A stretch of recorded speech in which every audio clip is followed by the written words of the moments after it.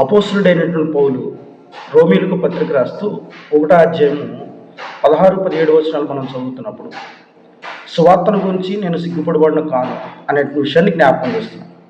ఎందుకు పౌలు సువార్త విషయంలో సిగ్గుపడేటువంటి వ్యక్తిగా ఉండట్లేదు అనే విషయాన్ని మనం ఆలోచన చేస్తున్నప్పుడు సువార్త యొక్క గొప్పతనాన్ని ఎరిగినటువంటి వాడుగా ఉన్నాడు. ఏంటా సువార్త యొక్క గొప్పతనం అంటే అది నశించిపోతున్నటువంటి మానవుని రక్షించేటటువంటి దేవుని యొక్క శక్తి.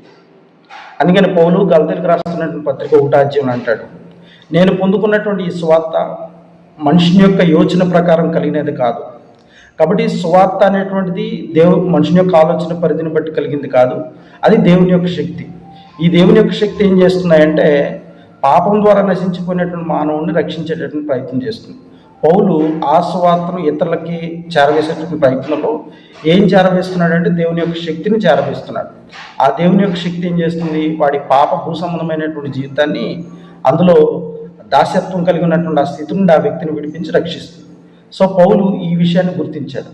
రెండో విషయాన్ని మనం ఆలోచన చేసినప్పుడు విశ్వాసం మూలంగా అంతకంతకు విశ్వాసం కలిగినట్లు సువార్తలో దేవుని యొక్క నీతి బయలుపరచబడుతున్నది అనే విషయాన్ని జ్ఞాపకం చేస్తున్నాడు. అంటే దేవుని యొక్క నీతి సువార్త ద్వారా బయలుపరచబడుతున్నది. ఒకవేళ సువార్త అనేటువంటి అంశం లేకపోతే లోకంలో దేవుని యొక్క నీతి బయలుపరచబడడానికి అవకాశం లేదు. దేవుని యొక్క నీతి అంటే దేవుని యొక్క స్వభావం, రైటియస్ క్యారెక్టర్స్ ఆఫ్ గాడ్ అనమాట. అంత ఉన్నతమైనటువంటి స్వభావం దేని ద్వారా బయలుపరచబడుతుంది? సువార్త. అంటే ఆ సువార్త ప్రకటిస్తున్నటువంటి వారు దేవుని యొక్క నీతిని, దేవుని యొక్క స్వభావాన్ని ప్రకటిస్తున్నారు. కాబట్టి ఈ రెండు ప్రాముఖ్యమైనటువంటి విషయాలు పౌలు సువార్తలో గుర్తెరిగాడు కనుక, అనగా మొదటిది సువార్త నశించిపోతున్నటువంటి మానవుని రక్షించేటటువంటి దేవుని శక్తి. సో సువార్తలో దేవుని శక్తి ఉంది అనే విషయాన్ని గుర్తించాడు. రెండవది విశ్వాసం మూలంగా అంతకంతకు విశ్వాసం కలిగినట్లు దాని యందు దేవుని యొక్క నీతి బయలుపరచబడుతుంది అన్నాడు. అంటే దేవుని యొక్క స్వభావం బయలుపరచబడుతుంది. కాబట్టి దేవుని యొక్క శక్తి, దేవుని యొక్క స్వభావము దేని ద్వారా బయలుపరచబడుతుంది? సువార్త ద్వారా బయలుపరచబడుతుంది.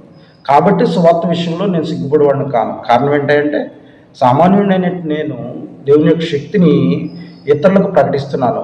సామాన్యుడైనటువంటి నేను దేవుని యొక్క స్వభావాన్ని ఇతరులకు ప్రకటిస్తున్నాను.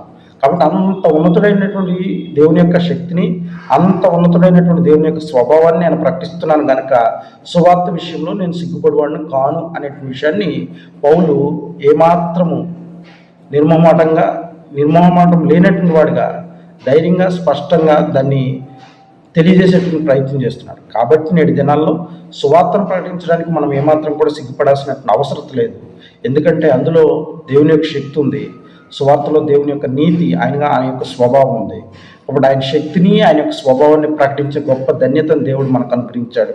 కాబట్టి